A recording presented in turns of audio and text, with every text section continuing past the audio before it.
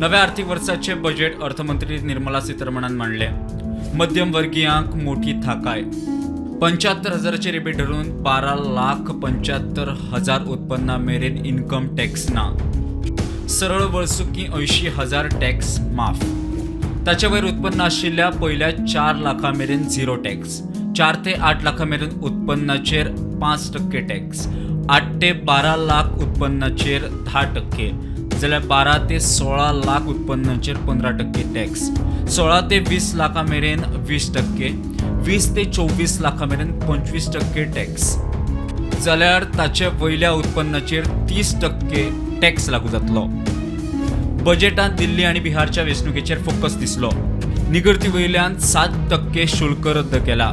36 cancer वखदांवेली duty zero केल्या। EV आनी मोबायलाच्यो battery सवाय जातल्यो। ग्लानमंत्र दिवपी हो अर्थसंकल्प मध्यमवर्गीय, गरीब, युवा, अन्नदाता आनी नारी शक्तीचो अशें प्रधानमंत्री नरेंद्र मोदी हांणी म्हणलां। MSME खातीर गुंतवणूक आनी उलाढालाची मर्यादा 2 वेल्यान 2.5 पट वाडयल्या। MSMEक रीण पुरवण सोपी सुटसुटीत जातली। रिणाची मर्यादाय वाडटली। राज्यांक इन्फ्रा सुदारणा खातीर 1.5 लाख कोटीचे फंडींग। 50 वर्सां खातीर व्याज मुक्त रीण।